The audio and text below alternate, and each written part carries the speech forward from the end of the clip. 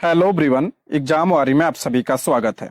दोस्तों, एनसीईआरटी भारतीय राज्य व्यवस्था यानी पॉलिटी के प्रैक्टिस सेट को आगे बढ़ाते हुए आज की इस वीडियो में हम क्लास 9 के प्रश्नों को देखेंगे।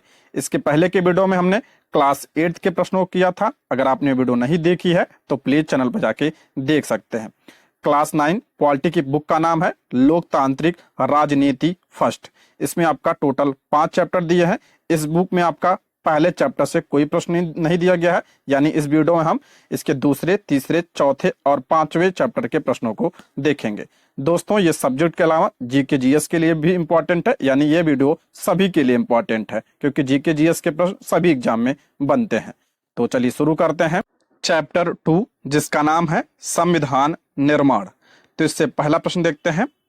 1928 में मोतीलाल नेहरू और कांग्रेस के कुछ अन्य सदस्यों ने मिलकर सर्वप्रथम भारत का एक संविधान बनाया था। ये आपका करेक्ट है, जिसे आप नेहरू रिपोर्ट के नाम से जानते हैं। ठीक है, नेहरू रिपोर्ट के नाम से इसे जाना जाता है।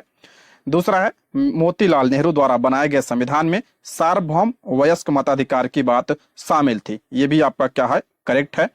तीसरा आपका 1931 के कराची अधिवेशन में भी संविधान की एक रूपरेखा रखी गई थी। यह भी आपका क्या है, सही है। तो इसका राइट आंसर हो जाएगा ऑप्शन डी। उपयुक्त जो है आपका तीनों कथन सत्य है। ऑप्शन डी इसका करेक्ट आंसर हो जाएगा। व्याख्या भी देख लेते हैं।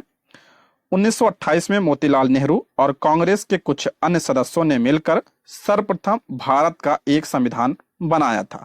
मोतीलाल नेहरू द्वारा बनाए गए संविधान में सार्वभौम वयस्क मताधिकार, स्वतंत्रता और समानता का अधिकार व अल्पसंख्यकों के अधिकारों की रक्षा की बात शामिल थी। साथ ही 1931 में कराची में हुए भारतीय राष्ट्रीय कांग्रेस के अधिवेशन में भी संविधान की एक रूपरेखा रखी गई थी। इसलिए आपका तीनों कथन क्या है, सत्य है। देखिए, एक प्रश्न जो है अक्सर एग्जाम में पूछा जाता है कि कांग्रेस के किस अधिवेशन में मौलिक अधिकारों और राष्ट्रीय आर्थिक नीति पर प्रस्ताव पारित किया गया था। तो ये आपका ये 1931 के कराची अधिवेशन में मौलिक अधिकारों और राष्ट्रीय आर्थिक नीति पर प्रस्ताव पारित किया गया था। ठीक है, ये पॉइंट ध्यान रखिएगा। और ये जो 1931 का कराची अधिवेशन हुआ था, इसकी अध्यक्षता किसने किया था? सरदार वल्लभ भाई पटेल। पूछा जाता है, ये सरदार वल्लभ भाई पटेल ने जो है इसकी अध्यक्षता की थी। ये पॉइंट आप ध्यान रखिएगा।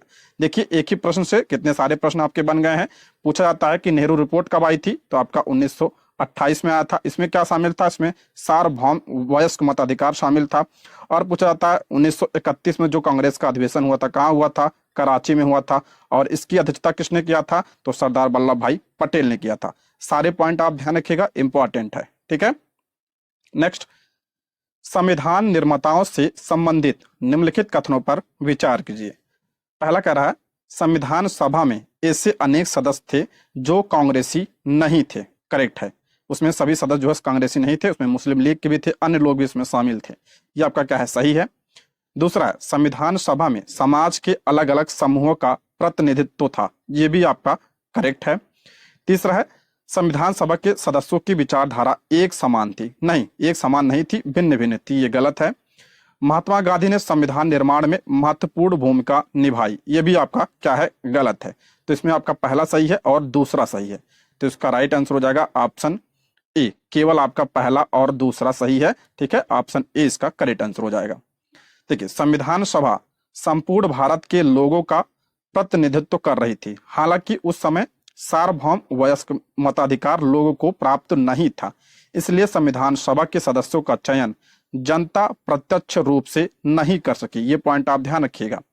सभा के सदस्यों का चुनाव प्रांतीय असेंबली के सदस्यों, जो सन 1937 में प्रथम प्रांतीय असेंबली तथा सन 1946 में द्वितीय प्रांतीय असेंबली के चुनाव हुए थे, ने ही किया था। जो संविधान सभा के सदस्य थे उनका चुनाव किसने किया था? तो सदस्यों का चुनाव प्रांतीय असेंबली के सदस्यों ने किया था। ठीक है, इस सभा में भारतीय राष्ट्रीय कांग्रेस के सदस्यों का प्रभुत्व था।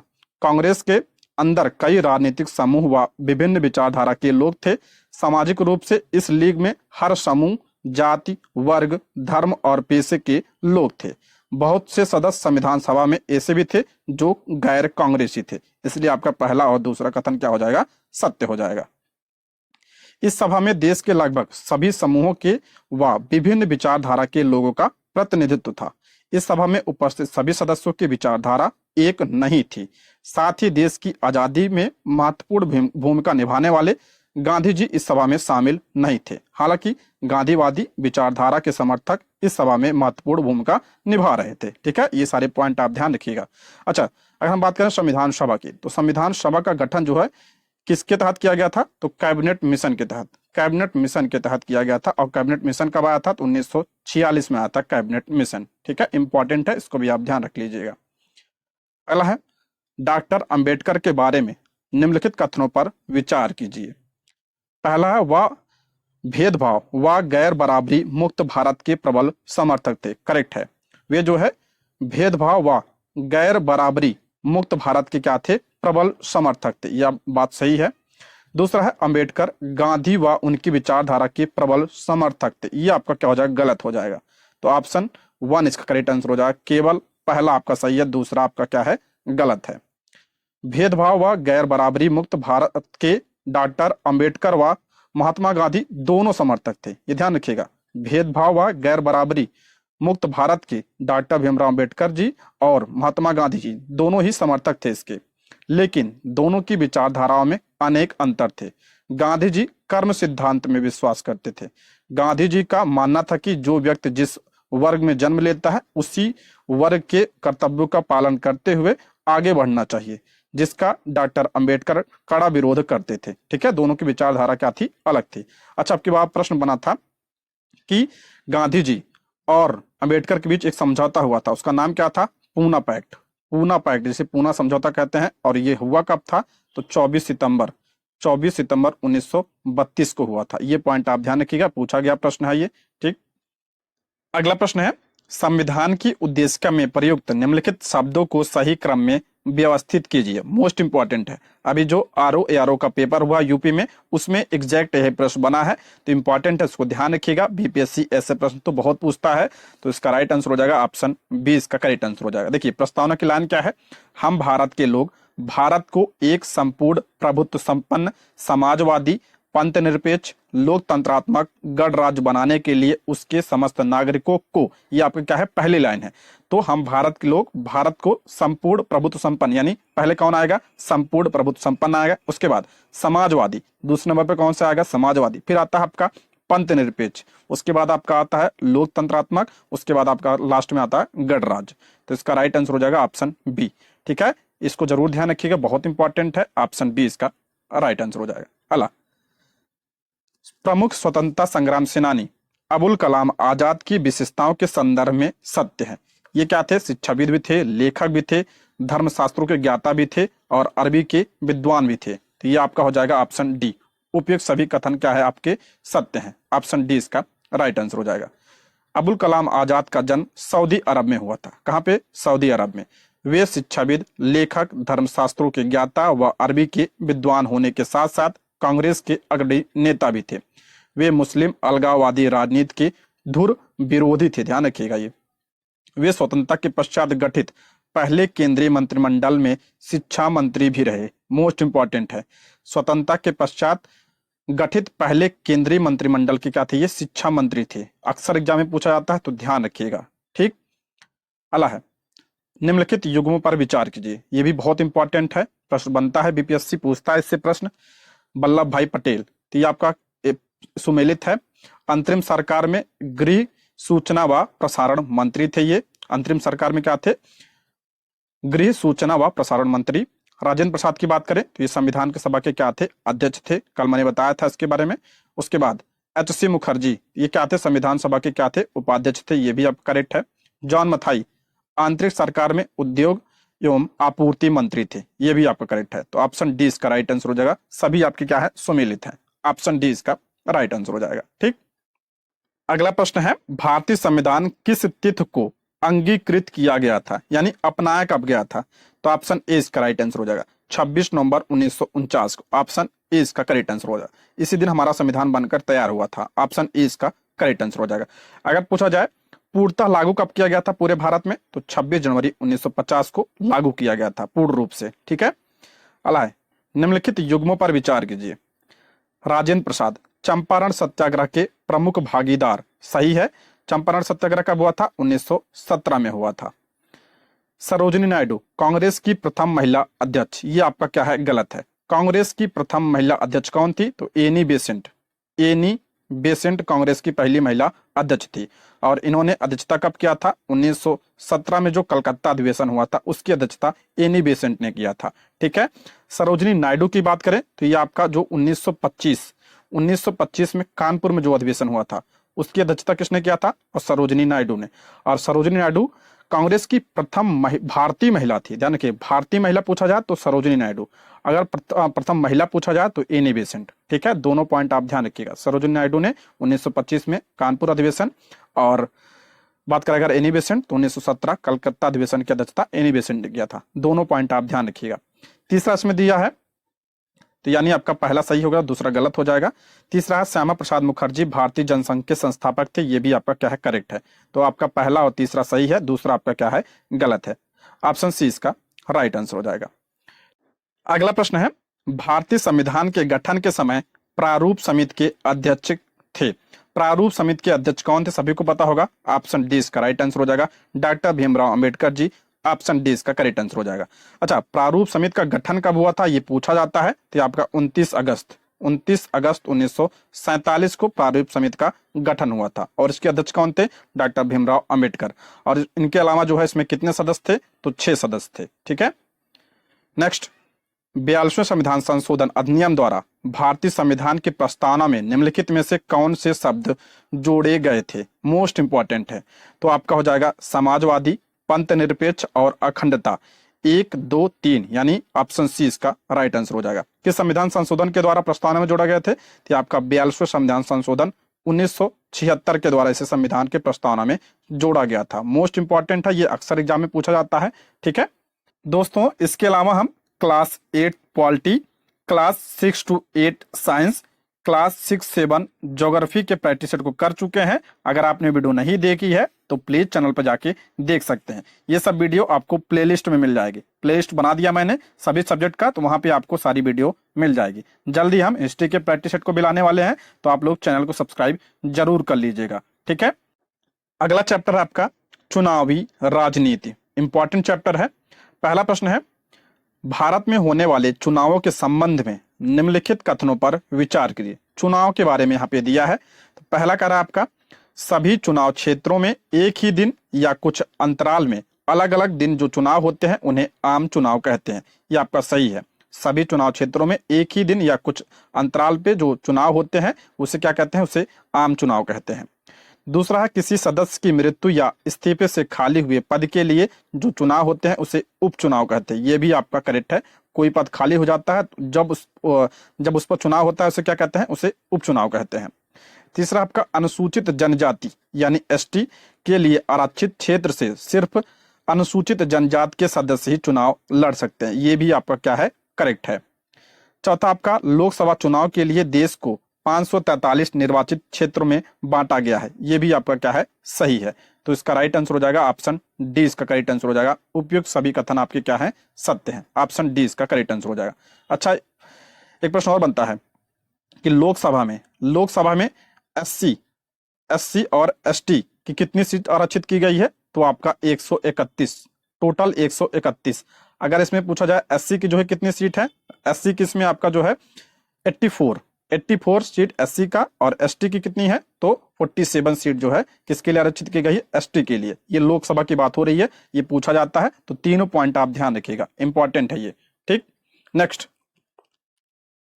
निम्नलिखित कथनों पर विचार कीजिए। प्रत्येक चुनाव से पूर्व मतदाता सूची को व्यवस्थित किया जाता है व 5 वर्ष में मतदाता सूची का पूर्ण नवीनीकरण किया जाता है। ये भी आपका क्या है? करेक्ट है। दूसरा आपका, 18 वर्ष की उम्र में प्रत्येक नागरिक को वोट डालने का अधिकार प्राप्त हो जाता है, जबकि विधानसभा के चुनाव में उम्मीदवार बनने के लिए न्यूनतम 25 वर्ष है। ये भी आपका क्या है? सही है। वोट डालने के लिए कितना? 18 वर्ष, और विधानसभा में चुनाव लड़ने के लिए कितना? न्यूनतम 25 वर्ष की आयु होनी चाहिए। तो ऑप्शन सी इसका राइट आंसर हो जाएगा। Option C. अगर यही विधान परिषद पूछा जाए तो कितना होना चाहिए? तो 30 वर्ष होना चाहिए। लोकसभा की बात करें तो 25 वर्ष, लोकसभा के लिए 25 वर्ष। राज्यसभा के लिए कितना? तो आपका 30 वर्ष। ठीक है। उपराष्ट्रपति के लिए कितना? राष्ट्रपति के लिए कितना? तो ये आपका 35 वर्ष, दोनों के लिए 35 वर्ष। अगला प्रश्न है, भारत के चुनाव आयोग से संबंधित निम्नलिखित कथनों पर विचार कीजिए। चुनाव आयोग के बारे में यहाँ पे दिया है। पहला है, हमारे देश में चुनाव एक स्वतंत्र और स्वायत्त चुनाव आयोग द्वारा कराए जाते हैं, यह आपका करेक्ट है। दूसरा आपका, मुख्य चुनाव आयुक्त की नियुक्ति भारत के राष्ट्रपति द्वारा की जाती है तथा चुनाव आयुक्त सरकार के प्रति जवाबदेह होता है, यह आपका गलत है। देखिए, मुख्य चुनाव आयुक्त की नियुक्ति भारत के राष्ट्रपति के द्वारा की जाती है, लेकिन जो है ये चुनाव आयुक्त सरकार के प्रति जवाबदेह नहीं होता है, ये क्योंकि ये स्वतंत्र होता है। तो ये आपका क्या हो जाएगा, गलत हो जाएगा। देखिए, चुनाव आयोग की बात कर लेते हैं तो इसकी स्थापना कब हुई थी? 25 जनवरी 1950 को इसकी स्थापना हुई थी। इसलिए 25 जनवरी कौन सा दिवस मनाया जाता है? आपका मतदाता दिवस मनाया जाता है। और इसमें आपका टोटल कितने सदस्य होते हैं? 3 सदस्य होते हैं, जिसमें आपका एक क्या होता है, मुख्य चुनाव आयुक्त होता है, और 2 क्या होते हैं, ये आपका चुनाव आयुक्त होते हैं। ठीक है, इंपॉर्टेंट है, इसको ध्यान रखिएगा। व्याख्या भी पढ़ लेते हैं। भारत का चुनाव आयोग एक अस्थायी व स्वायत्त संवैधानिक निकाय है जो देश में चुनाव करवाता है। अच्छा, चुनाव आयोग किस आर्टिकल में है? तो आर्टिकल 324 में है। क्या कि ये, और क्या है ये? स्वायत्त संवैधानिक निकाय है। मुख्य निर्वाचन आयुक्त व अन्य 2 निर्वाचन आयुक्तों की नियुक्ति कौन करता है? राष्ट्रपति करता है। ये पूछा जाता है। अपने कार्यों के निष्पादन में निर्वाचन आयुक्त कार्यकारी हस्तक्षेप से क्या होते हैं? मुक्त होते हैं। अर्थात नियुक्ति के पश्चात निर्वाचन आयुक्त राष्ट्रपति या कार्यपालिका के प्रति जवाबदेह नहीं होता है। ये पॉइंट आप ध्यान रखिएगा। नेक्स्ट, निम्नलिखित कथनों में से कौन सा कथन आचार संहिता के उल्लंघन से संबंधित है? आचार संहिता से उल्लंघन से संबंधित कौन सा है, पूछा इसमें। पहला आपका, मतदान की तारीख से पहले मंत्री द्वारा अपने निर्वाचन क्षेत्रों के लिए नई रेलगाड़ी की हरी झंडी दिखाकर रवाना करना। दूसरा आपका, उम्मीदवार द्वारा वादा करना कि चुने जाने पर वह अपने निर्वाचन क्षेत्र में नई रेलगाड़ी चलाएगा। देखिए, आपका ये क्या है? उल्लंघन है पहला। दूसरा उल्लंघन नहीं है। तीसरा आपका, उम्मीदवार या उम्मीदवार के समर्थकों द्वारा झुग्गी बस्ती में वोट के वायदे को लेकर कंबल बांटना, ये आपका चुनाव आयोग का क्या है, सॉरी, आचार संहिता का क्या है? उल्लंघन है। ये भी आपका क्या है? करेक्ट है। चौथा आपका, उम्मीदवार के समर्थकों द्वारा मतदाताओं को मंदिर में ले जाकर उनको अपने उम्मीदवार को वोट डालने की शपथ दिलाना, तो ये भी आचार संहिता का क्या है? उल्लंघन है। तो ऑप्शन क्या हो जाएगा? 3 इसका राइट आंसर, सी इसका राइट आंसर हो जाएगा। 1, 3, 4 सही है आपका, दूसरा गलत है। दूसरा गलत क्यों है? क्योंकि तीनों ही कथनों में मतदाताओं को प्रलोभन दिया गया है, जबकि कथन दूसरे में आपका वादा पूरे करने को कहा गया है। ये क्या है? आचार संहिता का उल्लंघन नहीं है। नेक्स्ट, चुनाव आयोग से संबंधित निम्नलिखित कथनों पर विचार कीजिए। पहला कह रहा है, चुनाव आयोग चुनाव की अधिसूचना जारी करने से लेकर चुनावी नतीजों की घोषणा तक पूरी चुनाव प्रक्रिया के प्रत्येक पहलू पर निर्णय लेता है। ये आपका क्या है? करेक्ट है। ये करेक्ट है। ये दूसरा है, यह आदर्श चुनाव आचार संहिता लागू करता है और इसका उल्लंघन करने वाले उम्मीदवारों और पार्टी को सजा देता है। यह भी आपका क्या है? सही है। आचार संहिता कौन लागू करता है? आपका चुनाव आयोग। तीसरा आपका, चुनाव के दौरान आयोग सरकार को दिशा निर्देश मानने का आदेश दे सकता है। इसमें सरकार द्वारा चुनाव जीतने के लिए चुनाव में सरकारी मशीनरी का दुरुपयोग रोकना या अधिकारियों का तबादला करना भी शामिल है। ये भी आपका क्या है? सही है। चौथा आपका, चुनाव ड्यूटी पर तैनात अधिकारियों का नियंत्रण सरकार के हाथ में ना होकर चुनाव आयोग के हाथों में होता है। वे आयोग के अधीन ही काम करते हैं। ये भी आपका क्या है? करेक्ट है। ये सब ध्यान रखिए, मोस्ट इंपॉर्टेंट है सारे पॉइंट। तो ऑप्शन डी इसका राइट आंसर हो जाए। उपयुक्त सभी कथन आपकी क्या है? सत्य है। ठीक है, ऑप्शन डी। अगला है आपका, मिलान करना है। सार्वभौमिक वयस्क मताधिकार, कमजोर वर्गों का प्रतिनिधित्व। तीसरा दिया आपका, खुली राजनीति प्रतिद्वंदता। चौथा आपका, एक मत एक मोल। यहाँ पे हम देख लेते हैं मिलान। देखिए, सार्वभौमिक वयस्क मताधिकार क्या होता है कि 18 वर्ष और उसके ऊपर के सभी नागरिकों को मताधिकार यानी वोट देने का अधिकार। दूसरा आपका, कमजोर वर्गों का प्रतिनिधित्व, तो अनुसूचित जातियों या जनजातियों के लिए सीटों का आरक्षण, यानी जो SC और ST के लिए भी मैंने बताया था वही। तीसरा आपका, खुली राजनीति प्रतिद्वंदता, सभी को पार्टी बनाने तथा चुनाव लड़ने की आजादी है। यह आपका क्या है? खुली राजनीतिक प्रतिद्वंदता है। चौथा आपका, एक मत एक मोल, यानी हर चुनाव क्षेत्र में लगभग बराबर मतदाता। ये भी आपका क्या है? करेक्ट है। अगला प्रश्न है, निम्नलिखित पर विचार करते हुए असत्य कथन का चयन करें। असत्य यानी गलत कथन पूछा, ध्यान रखिएगा। पहला, मिजोरम और नागालैंड में लोकसभा की सीटें समान है। ये आपका क्या है? सही है। मिजोरम और नागालैंड में कितने सीटें हैं लोकसभा की? एक एक सीटें हैं, तो इसलिए आपका क्या करेक्ट है। दूसरा, सभी केंद्र शासित प्रदेशों में लोकसभा की सीटें समान है, ये आपका क्या है? गलत है। सभी केंद्र शासित प्रदेशों में लोकसभा की सीटें क्या है? समान नहीं है।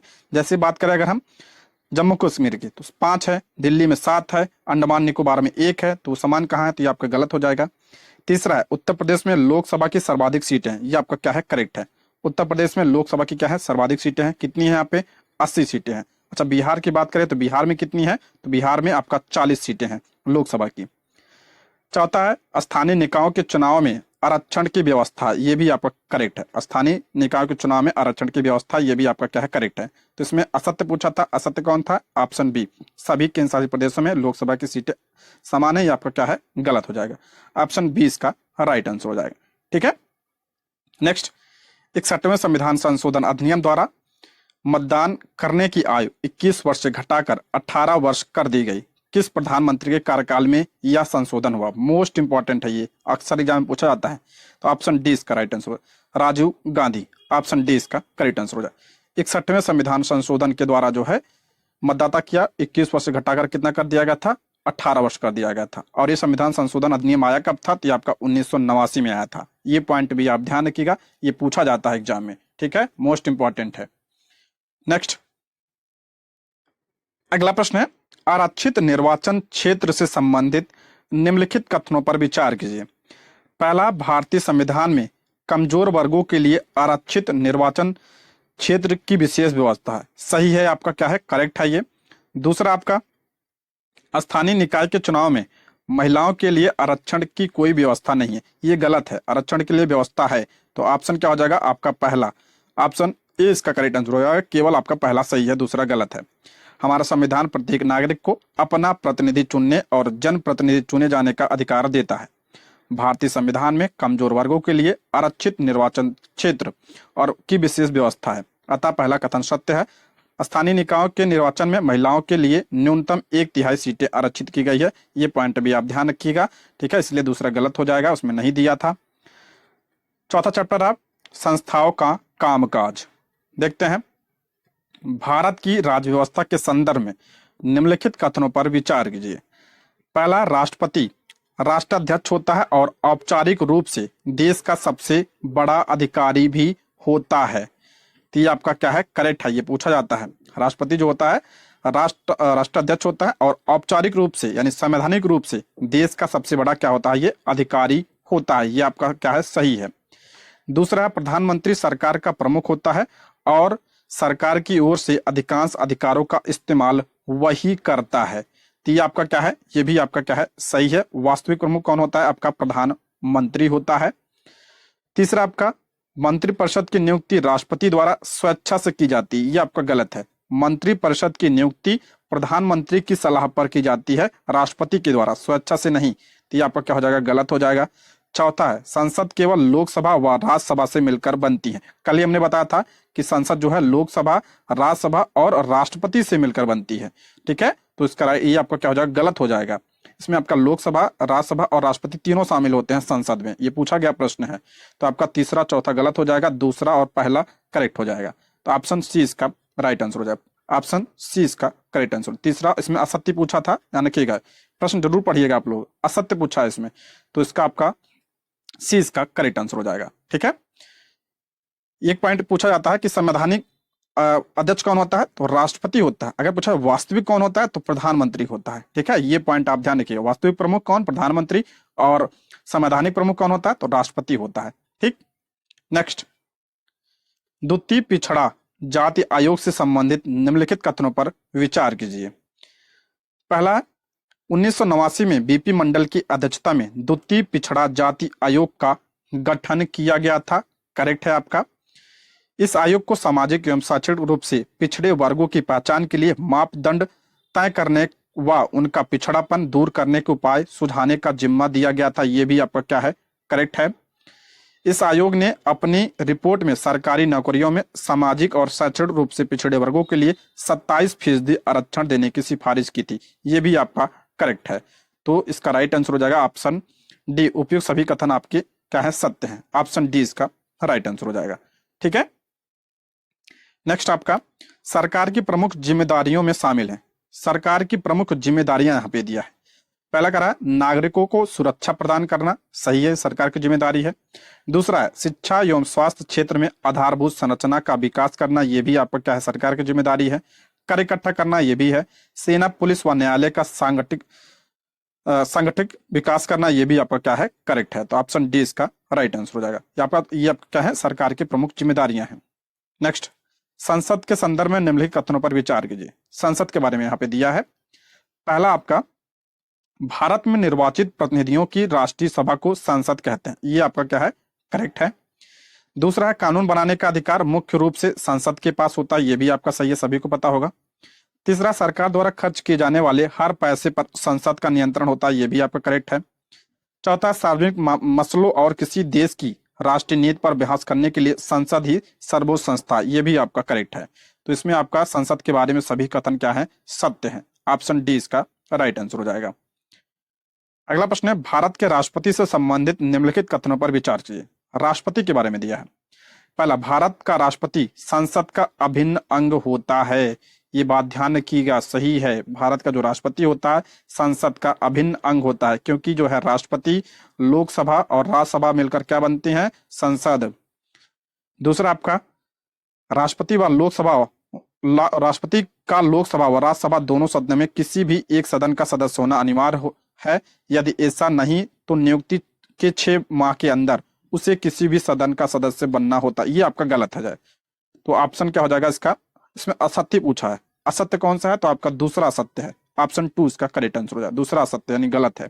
देखिए, भारत का राष्ट्रपति संसद का अभिन्न अंग होता है, लेकिन उसके लिए किसी भी सदन का सदस्य होना जरूरी नहीं होता है।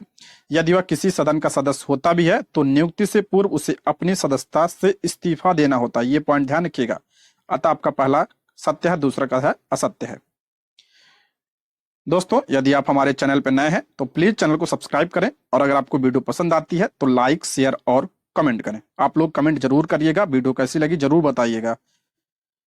निम्नलिखित कथनों पर विचार कीजिए। पहला, किसी सामान्य विधेयक को पारित करने के लिए संयुक्त अधिवेशन बुलाया जा सकता है, जिसकी अध्यक्षता उपराष्ट्रपति द्वारा की जाती है, ये आपका गलत है। सामान्य विधेयक को पारित करने के लिए संयुक्त बैठक यानी अधिवेशन बुलाया जा सकता है, यह बात सही है, लेकिन इसकी अध्यक्षता जो है कौन करता है, लोकसभा अध्यक्ष करता है। लोकसभा का जो अध्यक्ष होता है वो इसकी अध्यक्षता करता है। एक प्रश्न और बनता है, जो संयुक्त अधिवेशन होता है इसे बुलाता कौन है, तो राष्ट्रपति बुलाता है। दोनों पॉइंट ध्यान रखिए, राष्ट्रपति बुलाता है लेकिन अध्यक्षता कौन करता है, लोकसभा का अध्यक्ष करता है। और 21 आर्टिकल में है ये संयुक्त अधिवेशन, आर्टिकल 108 में है। ये तीनों पॉइंट ध्यान रखिए इसमें। दूसरा है, तो ये आपका क्या हो जाएगा, गलत हो जाएगा। दूसरा, लोकसभा द्वारा सरकार के बजट यानी धन संबंधी विधेयक को पारित कर दिए जाने पर राज्यसभा उसे पारित होने से रोक नहीं सकती है, ये बात आपका करेक्ट है। कल ही हमने बताया था कि जो धन विधेयक होता है ये राज्यसभा कितने दिन के लिए रोक सकती है, अपने पास सिर्फ 14 दिन के लिए रोक सकती है, लेकिन उसमें जो है संशोधन नहीं कर सकती है, सिर्फ पुनर्विचार के लिए भेज सकती है। ये पॉइंट आप ध्यान रखिएगा। तीसरा आपका, मंत्रिपरिषद लोकसभा के प्रति जवाबदेह होती है तथा लोकसभा में अविश्वास प्रस्ताव पारित होने पर प्रधानमंत्री सहित पूरी मंत्रिपरिषद को इस्तीफा देना पड़ता है, ये आपका करेक्ट है। दूसरा तीसरा आपका क्या है, करेक्ट है। तो इसका राइट आंसर हो जाएगा ऑप्शन सी, इसका राइट आंसर हो जाएगा। 2 और 3 आपका दोनों सही है, पहला क्या हो जाएगा आपका गलत हो जाएगा। ठीक है, संयुक्त अधिवेशन ध्यान रखिएगा, बुलाता कौन है, तो राष्ट्रपति के द्वारा बुलाया जाता है और उसकी अध्यक्षता लोकसभा अध्यक्ष करता है। ठीक है, ये पॉइंट आप ध्यान रखिएगा। नेक्स्ट आपका, निम्नलिखित कथनों पर विचार कीजिए। सभी तकनीकी मामलों में मंत्री विशेषज्ञों की सलाह लेते हैं तथा निर्णय अपने विवेकानुसार करते हैं। किसी भी मंत्री से अपने मंत्रालयों के मामले में विशेषज्ञ होने की उम्मीद नहीं की जा सकती है, ये बात क्या है, आपका करेक्ट है। ये पहला सही है। देखिए, सभी तकनीकी मामले में मंत्री विशेषज्ञों की सलाह लेते हैं तथा निर्णय अपने विवेकानुसार करते हैं। किसी भी मंत्री से अपने मंत्रालयों के मामले में विशेषज्ञ होने की उम्मीद नहीं की जा सकती है। ठीक है, ये आपका क्या है, करेक्ट है। दूसरा, सभी अधिकारियों के समूह को सरकार की नीतियों को मूर्त रूप देने के कारण कार्यपालिका कहा जाता है, करेक्ट है। कार्यपालिका का काम ही होता है कि सरकार की जो नीतियां होती हैं उसको लागू करे, तो ये आपका क्या है, करेक्ट हो जाएगा। तो करेक्ट इसमें ऑप्शन सी, 1 और 2 आपका दोनों सही है, ऑप्शन सी। पहला, प्रधानमंत्री के संदर्भ में निम्नलिखित कथनों पर विचार कीजिए। प्रधानमंत्री के बारे में यहाँ पे दिया है। इंपॉर्टेंट है, सारे प्रश्न बहुत इंपॉर्टेंट है जो अभी इसमें इस चैप्टर में है। पहला, प्रधानमंत्री पद के लिए कोई प्रत्यक्ष चुनाव नहीं होता है, बल्कि राष्ट्रपति बहुमत वाली पार्टी या गठबंधन पार्टी द्वारा चुने गए नेता को ही प्रधानमंत्री नियुक्ति करता है। करेक्ट है, ध्यान रखिएगा। प्रधानमंत्री का चुनाव नहीं होता है, ये पॉइंट जरूर ध्यान रखिएगा। चुनाव नहीं होता है प्रधानमंत्री की, बल्कि क्या होती है, प्रधानमंत्री की नियुक्ति होती है। और नियुक्ति राष्ट्रपति बहुमत वाली पार्टी या गठबंधन वाली पार्टी द्वारा चुने गए नेता को ही प्रधानमंत्री नियुक्त करता है। ये पॉइंट जरूर ध्यान रखिएगा, पूछा जाता है ये, इसमें आप लोग फंस जाते हैं, सोचते हैं कि प्रधानमंत्री का चुनाव होता है। प्रधानमंत्री का चुनाव नहीं होता है, उसकी नियुक्ति होती है। ठीक है, ये पॉइंट आप ध्यान रखिएगा। उसमें जो सांसद होते हैं उनका चुनाव, सांसद जो होते हैं उनका चुनाव होता है, और जो बहुमत जिसका होता है उसी पार्टी का क्या होता है, प्रधानमंत्री बनता है। ये आपका क्या है, सही है। दूसरा, संविधान में प्रधानमंत्री का कार्यकाल 5 वर्ष सुनिश्चित किया गया है। ये आपका क्या है, गलत है, 5 वर्ष सुनिश्चित नहीं किया गया है। तीसरा, प्रधानमंत्री अपने मंत्रियों के चयन हेतु स्वतंत्र होता है, बशर्ते वे संसद के सदस्य होने चाहिए, अन्यथा वे मंत्री नहीं बन सकते हैं। तो ये क्या है, ये भी आपका गलत है। तो इसमें करेक्ट क्या है, तो ऑप्शन सी इसका राइट आंसर हो जाएगा। ऑप्शन सी, असत्य पूछा इसमें, देखिए ध्यान रखिएगा, असत्य ने गलत पूछा है, तो आपका दूसरा गलत है, तीसरा गलत है, पहला आपका करेक्ट है। इसको ध्यान समझिएगा एक बार फिर से। प्रधानमंत्री के लिए कोई प्रत्यक्ष चुनाव नहीं होता, ये पॉइंट ध्यान रखिएगा। बहुमत प्राप्त पार्टी या गठबंधन द्वारा चुने गए नेता को राष्ट्रपति द्वारा प्रधानमंत्री की नियुक्ति की जाती है। प्रधानमंत्री का कार्यकाल तय नहीं होता है, जब उसे लोकसभा में बहुमत प्राप्त होता है वह प्रधानमंत्री के पद पर आसीन रहता है। ध्यान रखिएगा, जब तक बहुमत प्राप्त है तब तक प्रधानमंत्री है, नहीं बहुमत अगर नहीं है तो क्या हो गया, प्रधानमंत्री नहीं है। प्रधानमंत्री अपने मंत्रियों के चुनाव हेतु स्वतंत्र होता है, बशर्ते उन्हें संसद का सदस्य होना चाहिए। ये पॉइंट ध्यान रखिएगा, उन्हें संसद का सदस्य होना चाहिए, लेकिन अगर वे उस समय भी किसी सदन के सदस्य नहीं होते हैं तो 6 माह के अंदर उनके लिए किसी सदन की सदस्यता प्राप्त करने की अनिवार्यता होती है। ये पूछा जाता है कितने माह के अंदर, तो 6 माह के अंदर।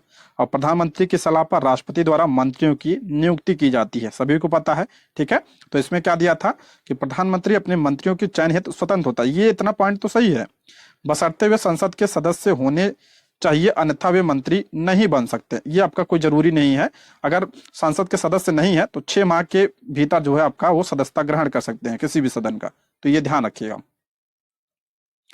अगला, राष्ट्रपति के संदर्भ में निम्नलिखित कथनों पर विचार कीजिए। भारत का राष्ट्रपति ब्रिटेन की महारानी की तरह केवल नाम के अधिकारों का प्रयोग करता है। ये आपका बात क्या है, करेक्ट है। दूसरा, आपका राष्ट्रपति का चयन जनता द्वारा प्रत्यक्ष रूप से किया जाता है, ये आपका गलत है। राष्ट्रपति का चुनाव जो है अप्रत्यक्ष रूप से होता है। ठीक है, राष्ट्रपति संपूर्ण राष्ट्र का प्रतिनिधित्व करता है, लेकिन यह प्रधानमंत्री की तरह जनादेश का दावा नहीं कर सकता, ये भी आपका करेक्ट है। राष्ट्रपति जो है संपूर्ण राष्ट्र का क्या करता है, प्रतिनिधित्व करता है, लेकिन वह कोई दावा नहीं कर सकता, जैसे प्रधानमंत्री करते हैं, ये कोई दावा नहीं कर सकते हैं क्योंकि ये नाम मात्र के होते हैं राष्ट्रपति। ठीक है, तो आपका क्या हो गया, पहला सही हो गया, दूसरा क्या हो गया, गलत हो गया, तीसरा आपका क्या हो गया, करेक्ट हो गया। चौथी की बात करें, सारे कानून, सरकार के सभी नीतिगत फैसले एवं सभी प्रमुख नियुक्तियां राष्ट्रपति के द्वारा के नाम से ही की जाती हैं, ये भी आपका करेक्ट है।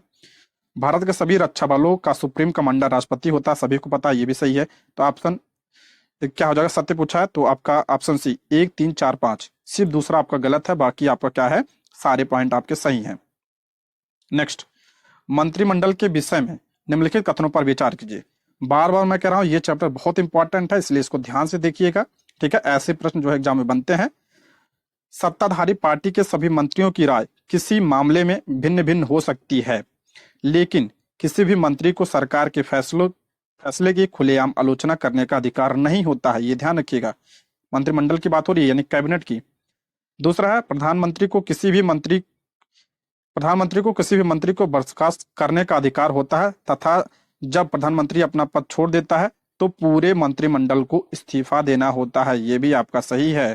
तो ऑप्शन सी इसका राइट आंसर हो जाएगा। 1 और 2 आपका दोनों करेक्ट है, ऑप्शन सी इसका राइट आंसर हो जाएगा। ठीक है, देखिए, प्रधानमंत्री मंत्रियों के कार्यों का क्या कर रहा है, वितरण करता है, उसे किसी भी मंत्री को बर्खास्त करने या उनके विभाग बदलने का अधिकार होता है। चूंकि प्रधानमंत्री मंत्रिपरिषद का मुखिया होता है, अतः उसे त्यागपत्र देने की स्थिति में सभी मंत्रियों को भी इस्तीफा देना पड़ता है, ये पॉइंट भी आप ध्यान रखिएगा। अगला, निम्नलिखित कथनों पर विचार कीजिए। भारत की न्यायपालिका का ढांचा एकीकृत न्यायपालिका का उदाहरण है। सभी को पता होगा भारत में जो है कैसी न्यायपालिका है, एकीकृत न्यायपालिका है। तो ये आपका क्या करेक्ट है। दूसरा है उच्चतम न्यायालय भारत में न्यायिक प्रशासन को नियंत्रित करने की सर्वोच्च संस्था, ये भी आपका सही है। सुप्रीम कोर्ट जो है सर्वोच्च संस्था है, सही है। सर्वोच्च न्यायालय द्वारा दिए गए निर्णय व आदेश उसके नीचे की सभी अदालतों के लिए बाध्यकारी होते हैं, ये भी आपका करेक्ट है। इसे ही इसलिए कहा जाता है अभिलेखी न्यायालय। अभिलेखी न्यायालय है ये, जो कह दिया वो मानना पड़ेगा सभी को। तो ये आपका तीनों करेक्ट है। तो ऑप्शन डी उपयुक्त सभी। अगला, निम्नलिखित कथनों पर विचार कीजिए। पहला, भारत में सर्वोच्च न्यायालय के सबसे वरिष्ठ न्यायाधीश को सर्वोच्च न्यायालय का मुख्य न्यायाधीश नियुक्ति किया जाता है, यह आपका करेक्ट है। जो सर्वोच्च न्यायालय के सबसे वरिष्ठ न्यायाधीश होते हैं उन्हें ही सर्वोच्च न्यायालय का मुख्य न्यायाधीश नियुक्त किया जाता है, बहुत इंपॉर्टेंट। और मुख्य न्यायाधीश की नियुक्ति कौन करता है? राष्ट्रपति के द्वारा की जाती है, राष्ट्रपति के द्वारा। सर्वोच्च न्यायालय के न्यायाधीशों को उसके पद से हटाने के लिए संविधान में अत्यंत जटिल प्रक्रिया का प्रावधान है, ये भी आपका क्या है? करेक्ट है। तो ऑप्शन सी इसका राइट आंसर हो जाएगा, ऑप्शन सी। 1 और 2 आपका दोनों करेक्ट है। देखिए, भारत में सर्वोच्च न्यायालय के सबसे वरिष्ठ न्यायाधीश को सर्वोच्च न्यायालय का मुख्य न्यायाधीश नियुक्त करने का प्रचलन है। सर्वोच्च न्यायालय के न्यायाधीशों को उसके पद से हटाने के लिए संविधान में अत्यंत जटिल प्रक्रिया है। किसी भी न्यायाधीश को संसद के प्रत्येक सदन द्वारा अपनी कुल सदस्य संख्या के बहुमत द्वारा तथा उपस्थित व मत देने वाले सदस्यों के कम से कम 2/3 बहुमत से प्रस्ताव पारित कर उसे पद से हटाया जा सकता है। इसे आप महाभियोग कह सकते हैं, ठीक है। अगला, निम्नलिखित कथनों को ध्यानपूर्वक पढ़िए। कथन दिया है और कारण दिया है। पहला, भारत की न्यायपालिका दुनिया की सबसे अधिक प्रभावशाली न्यायपालिका में से एक है, बात तो सही है। कारण दिया है, विधायिका का कोई कानून या कार्यपालिका की कोई कार्यवाही संविधान के खिलाफ है तो न्यायपालिका केंद्र और राज्य स्तर पर ऐसे कानून या कार्यवाही को अमान्य घोषित कर सकती है। करेक्ट है, कल ही हमने पढ़ा था इसके बारे में। तो आपका दोनों कथन सही है, कारण भी सही है और कथन भी सही है। तो ऑप्शन ए इसका करेक्ट आंसर हो जाएगा। ए और आर दोनों सही है और व्याख्या भी सही करता है। भारत के सर्वोच्च न्यायालय यानी सुप्रीम कोर्ट को संविधान का अभिभावक कहा जाता है, ये पॉइंट ध्यान रखिएगा। अर्थात संविधान की व्याख्या करने का अधिकार इसके पास है। अंतिम व्याख्या किसके पास है? अधिकार करने का, व्याख्या करने का संविधान का, तो अंतिम अधिकार सर्वोच्च न्यायालय को है। किसी भी विधि के द्वारा संविधान का उल्लंघन होने की दशा में न्यायपालिका उसे अमान्य घोषित कर सकती है, चाहे वह राज्य या केंद्र किसी भी स्तर पर हो। जितनी स्वतंत्रता व जितने अधिकार भारत की न्यायपालिका को है उतने किसी अन्य देश की न्यायपालिका को प्राप्त नहीं है। इसलिए जो है भारत की न्यायपालिका सबसे अधिक शक्तिशाली न्यायपालिकाओं में से एक है। नेक्स्ट, निम्नलिखित कथनों को ध्यानपूर्वक पढ़ें। इसमें दिया आपका कथन और कारण। सरकार की कार्यवाहियों से जनहित को ठेस पहुंचने की स्थिति में कोई भी नागरिक न्याय हेतु अदालत जा सकता है, बात सही है। सरकार की कार्यवाहियों से जनहित को ठेस पहुंचने की स्थिति में कोई भी नागरिक जो है कहाँ जा सकता है? न्यायालय। कारण है, भारतीय न्यायपालिका को प्राप्त अधिकार स्वतंत्रता उसे मौलिक अधिकारों के रक्षक के रूप में कार्य करने की क्षमता प्रदान करते हैं, ये भी आपका करेक्ट है। कारण भी सही है, कथन भी सही है। तो ऑप्शन 1 इसका करेक्ट आंसर हो जाएगा। ए इसका राइट आंसर हो जाएगा, ऑप्शन ए इसका करेक्ट आंसर हो जाएगा। इसके बारे में हम पढ़ चुके हैं, बहुत इंपॉर्टेंट है ये। अगला, न्यायपालिका के अधिकारों के सीमा क्षेत्र के अंतर्गत निम्नलिखित में से कौन से विवाद शामिल होते हैं? न्यायपालिका के अधिकारों के सीमा क्षेत्र के अंतर्गत निम्नलिखित में से कौन से विवाद शामिल होते हैं? यानी विवाद कब होता है? तो आपका हो जाएगा देश के नागरिकों के बीच ये विवाद होगा तो हम कहाँ जाएंगे? तो आपका न्यायपालिका। नागरिकों और सरकार के विवाद होगा, कहाँ जाएंगे? न्यायपालिका। 2 या 2 राज्यों से अधिक विवाद की अधिक या राज्य सरकारों के विवाद होगा तो ये तब भी जाएंगे। केंद्र और राज्य सरकारों के बीच विवाद होगा तो न्यायपालिका जाएंगे, यही बात है। तो ऑप्शन सी इसका करेक्ट आंसर हो जाएगा, ऑप्शन सी। 1 2 3 4, ठीक है, ऑप्शन सी इसका करेक्ट आंसर हो जाएगा। अगला, सर्वोच्च न्यायालय के विषय में निम्नलिखित कथनों पर विचार कीजिए। सर्वोच्च न्यायालय ने सुप्रीम कोर्ट के बारे में यहाँ पे दिया है। पहला, सर्वोच्च न्यायालय फौजदारी व दीवानी मामलों में अपील के लिए सर्वोच्च संस्था है, ये सही बात है। सर्वोच्च न्यायालय जो है अपीली है और ये क्या है? सर्वोच्च है। दूसरा, सर्वोच्च न्यायालय उच्च न्यायालय द्वारा दिए गए निर्णयों को बदल सकता है, ये भी आपका करेक्ट है।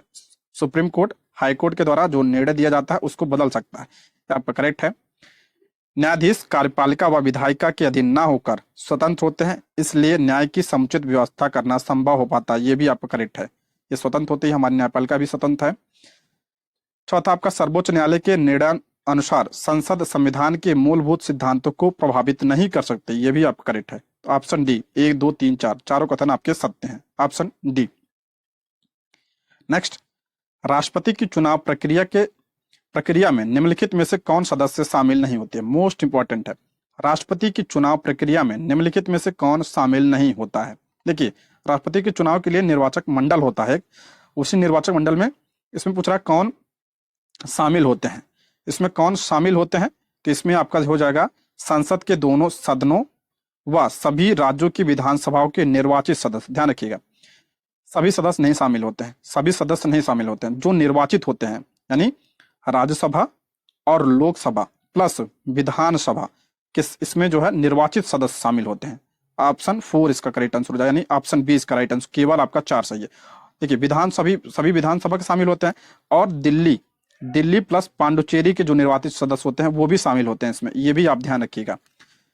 4 लोग शामिल होते हैं इसमें, आपका राज्यसभा के निर्वाचित सदस्य, लोकसभा के निर्वाचित सदस्य, विधानसभा के निर्वाचित सदस्य, और ये जो केंद्र शासित प्रदेश से 2 जगह से आते हैं, ये आपका दिल्ली और आपका पांडुचेरी, इन जगह से जो है निर्वाचित सदस्य इसमें भाग लेते हैं, ये भी ध्यान रखिएगा। ऑप्शन बी इसका राइट आंसर। केवल आपका 4 करेक्ट है, 4 करेक्ट है। अगला, निम्नलिखित कथनों पर तर्क संगत विचार करें। मंत्रिपरिषद सभी मंत्रीगण का समूह है, जबकि मंत्रिमंडल कैबिनेट मंत्रीगण का, करा मंत्रिपरिषद सभी मंत्रीगण का समूह है, जबकि मंत्रिमंडल कैबिनेट मंत्रीगण का। करेक्ट है। जो ये मंत्रिपरिषद होता है, ये इसमें सभी मंत्री शामिल होते हैं, जबकि जो ये मंत्रिमंडल होता है, मंत्रिमंडल यानी कैबिनेट की बात हो रहा है, तो इसमें क्या होते हैं? कैबिनेट मंत्रीगण होते हैं इसमें। तो ये आपका क्या है? पहला करेक्ट है। ठीक है, पहला आपका क्या है? करेक्ट है। दूसरा है आपका, प्रधानमंत्री मंत्रियों के चयन के लिए राष्ट्रपति की सलाह मानने के लिए बाध्य है। प्रधानमंत्री मंत्रियों के चयन के लिए राष्ट्रपति की सलाह मानने के लिए बाध्य नहीं है, ये आपका गलत हो जाएगा। तीसरा, कार्यपालिका का विधिक प्रमुख राष्ट्रपति होता है, हमने पढ़ा, सही है। कार्यपालिका का अगर विधिक यानी संवैधानिक प्रमुख पूछा जाए तो राष्ट्रपति होता है, सही है। चौथा, राष्ट्रपति तीनों सेनाओं का सर्वोच्च कमांडर होता है, ये भी आपका करेक्ट है। इसमें असत्य पूछा है, गलत पूछा है, तो गलत आपका दूसरा हो जाएगा। ठीक है, दूसरा आपका गलत है, बाकी आपका तीनों कथन सत्य है।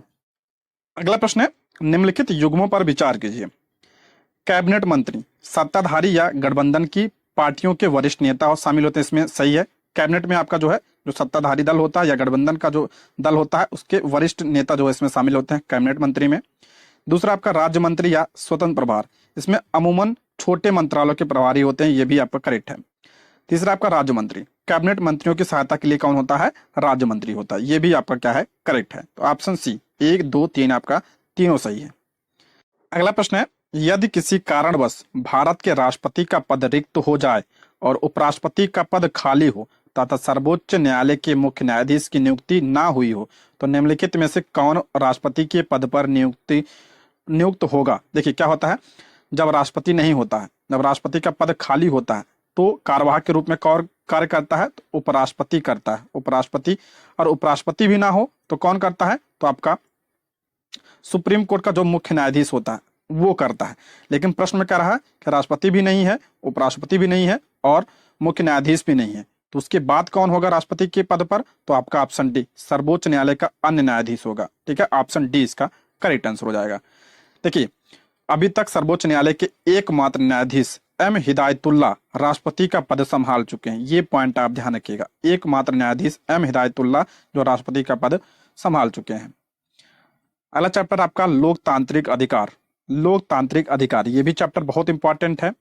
निम्नलिखित में से कौन से अधिकार मौलिक अधिकारों में सम्मिलित हैं? निम्नलिखित में से कौन से मौलिक अधिकारों में सम्मिलित हैं? तो इसका राइट आंसर हो जाएगा आपका, देखिए, शोषण के विरुद्ध अधिकार आपका सही है। शैक्षणिक एवं सांस्कृतिक अधिकार, ये भी आपका करेक्ट है। संवैधानिक उपचारों का अधिकार, ये भी सही है। स्वतंत्रता का अधिकार, ये भी सही है। धार्मिक स्वतंत्रता का अधिकार, ये भी आपका क्या है? करेक्ट है। संपत्ति का अधिकार भी पहले क्या था? मूल अधिकार था, लेकिन इसे 44वें संविधान संशोधन के द्वारा हटा दिया गया। 44वें संविधान संशोधन 1978 के द्वारा जो इसे मूल अधिकार की सूची से हटा दिया गया। अब इसे कहाँ शामिल किया गया है? तो आर्टिकल 300A में इसे शामिल किया गया है। ये पॉइंट भी आप ध्यान रखिएगा, इंपॉर्टेंट है। अब ये कानूनी अधिकार है, तो संपत्ति का अधिकार भी आपका जो है अब मूल अधिकार नहीं है, तो इसका करेक्ट आंसर हो जाएगा उपयुक्त। देखिए, इसके अकॉर्डिंग जो है आपका ऑप्शन सी इसका राइट आंसर हो जाएगा। 1 2 3 4 5, क्योंकि संपत्ति का अधिकार अब क्या है, ये मूल अधिकार की सूची से हटा दिया गया है, तो इसलिए ऑप्शन सी इसका राइट आंसर हो जाएगा। नेक्स्ट, स्वतंत्रता के अधिकार में निम्नलिखित में से कौन से अधिकार सम्मिलित हैं? स्वतंत्रता के अधिकार में कौन से अधिकार सम्मिलित हैं? इसमें आपका अभिव्यक्ति की स्वतंत्रता शामिल है, सही है आपका। शांतिपूर्ण सम्मेलन का अधिकार भी है, ये भी सही है। देश में कहीं भी आने जाने या बसने का अधिकार है, ये भी सही है। कोई भी काम धंधा करने व पेशा चुनने का अधिकार है, ये भी आपका करेक्ट है। अच्छा, स्वतंत्रता का अधिकार जो है किस आर्टिकल में है? तो आपका 19 से लेकर आपका 22 में है, ये पॉइंट भी आप ध्यान रखिएगा। तो ऑप्शन डी उपयुक्त सभी होगा इसमें। अभिव्यक्ति की स्वतंत्रता के अधिकार के संदर्भ में निम्नलिखित कथनों पर विचार कीजिए। अभिव्यक्ति की स्वतंत्रता आर्टिकल 19, इसमें करा अभिव्यक्ति की स्वतंत्रता के अंतर्गत बोलने, लिखने और कला के विभिन्न रूपों में स्वयं को व्यक्त करना शामिल है। ये आपका क्या है? सही है, यही आपका क्या है? अभिव्यक्ति की स्वतंत्रता है। दूसरा है, दूसरों से स्वतंत्र ढंग से विचार विमर्श और संवाद करने से सभी के विचारों और व्यक्तित्व का विकास होता है, ये भी आपका करेक्ट है। ऑप्शन सी दोनों आपके इसमें सही हैं। अगला, मौलिक अधिकारों से संबंधित निम्नलिखित कथनों पर विचार कीजिए। पहले आप प्रश्न को ध्यान से पढ़िएगा, ठीक है, तब सॉल्व करिएगा, तभी ये प्रश्न सॉल्व होते हैं। ऐसे प्रश्न, मौलिक अधिकारों से संबंधित निम्नलिखित कथनों पर विचार कीजिए। पहला है, नागरिकों को किसी मुद्दे पर जमा होने, बैठक करने, प्रदर्शन करने व जुलूस निकालने का अधिकार नहीं है। इसमें कह रहा है नागरिकों को किसी मुद्दे पर जमा होने, बैठक करने, प्रदर्शन करने व जुलूस निकालने का अधिकार नहीं है, ये आपका गलत है, ये अधिकार है। दूसरा, आपका दोषी सिद्ध हुए नागरिकों को कानूनी आधार पर उसके जीवन के अधिकार व निजी स्वतंत्रता के अधिकार से वंचित नहीं किया जा सकता। इसके कल के हमने क्लास 8 में जो है इसके बारे में हम डिटेल से पढ़े थे। तो ये आपका क्या हो जाएगा? सत्य पूछा है इसमें, सत्य कौन सा है? तो दूसरा आपका क्या है? सत्य है। पहला आपका गलत हो जाएगा, ऑप्शन बी इसका राइट आंसर हो जाएगा। अगला है, शोषण के खिलाफ अधिकार के संबंध में निम्नलिखित कथनों पर विचार कीजिए। इंपॉर्टेंट प्रश्न है। शोषण के विरुद्ध जो अधिकार है किस आर्टिकल में है? तो आर्टिकल 23-24 में है ये अधिकार। पहला, मनुष्य जाति के अवैध व्यापार पर निषेध है। इसमें क्या है? मनुष्य जाति के अवैध व्यापार का निषेध है, करेक्ट है ये। किसी किस्म के बेगार या जबरन काम करवाने का निषेध है, ये भी आपका सही है। बधुआ मजदूरी पर रोक है, ये भी सही है। बाल मजदूरी पर रोक है, ये भी आपका क्या है? करेक्ट है। शिक्षा का अधिकार जो है इसमें शामिल नहीं है। शिक्षा का अधिकार आर्टिकल 21A में शामिल है, ठीक है, ये पॉइंट आप ध्यान रखिएगा। ये जीवन जीने का अधिकार है, आर्टिकल 21 में शामिल है। तो आपका सही कौन सा हो जाएगा? पहला, दूसरा, तीसरा, चौथा, पांचवा नहीं होगा इसमें, तो ऑप्शन बी, पहला, दूसरा, तीसरा, चौथा, ऑप्शन बी इसका करेक्ट आंसर हो जाएगा। अगला प्रश्न है, धार्मिक अधिकारों के संदर्भ में किसी व्यक्ति को धार्मिक अधिकार के बारे में यहाँ पे दिया है। पहला करा आपका धार्मिक कामकाजों के प्रबंधन का अधिकार है, सही है। धर्म का प्रचार प्रसार करने का अधिकार है, ये भी आपका सही है। तीसरा, प्रचार प्रसार में कोई भी विधि अपनाने का अधिकार है, ये गलत है, कोई भी विधि नहीं अपना सकते हैं, तो ऑप्शन ए केवल आपका पहला और दूसरा आपका करेक्ट है। अच्छा, धार्मिक ये अधिकार जो है किस आर्टिकल में है? धार्मिक स्वतंत्रता का अधिकार, तो ये आपका जो हो जाएगा 25 से 28 में, 25 से 28 में यह अधिकार शामिल है। नेक्स्ट, आपका भारतीय संविधान द्वारा प्रदत्त धार्मिक अधिकारों के संबंध में निम्नलिखित कथनों पर विचार कीजिए। धार्मिक अधिकार के बारे में यहाँ पे दिया है। पहला करा है, धर्मनिरपेक्ष शासन का मतलब किसी एक धर्म का पक्ष लेना या उसे विशेष अधिकार देना नहीं है। यह बात क्या है? करेक्ट है। कल ही हमने पढ़ा था, पूरा चैप्टर धर्मनिरपेक्ष पर आधारित था, तो ये आपका क्या है? पहला सही है। सरकार किसी धर्म या धार्मिक संस्था को बढ़ावा देने या उसके रखरखाव के लिए कर देने के लिए किसी व्यक्ति को मजबूर नहीं कर सकती है, यह भी आपका क्या है? करेक्ट है। सरकार किसी धर्म या धार्मिक संस्था को बढ़ावा देने या उसके लिए रखरखाव के लिए कर देने के लिए मजबूर नहीं कर सकती, ये आपका क्या है? करेक्ट है। तीसरा, आपका किसी निजी संस्था द्वारा संचालित शैक्षिक संस्थान में किसी को प्रार्थना में हिस्सा लेने या धार्मिक निर्देशों को मानने हेतु बाध्य नहीं किया जा सकता, ये भी आपका क्या है? करेक्ट है। तो ऑप्शन डी, धर्मनिरपेक्ष का मतलब ये होता है, ऑप्शन डी इसका राइट आंसर। उपयुक्त सभी कथन क्या है? आपके सत्य हैं। नेक्स्ट, भारतीय संविधान में अल्पसंख्यक वर्गों को मिले अधिकारों से संबंधित निम्नलिखित कथनों पर विचार कीजिए।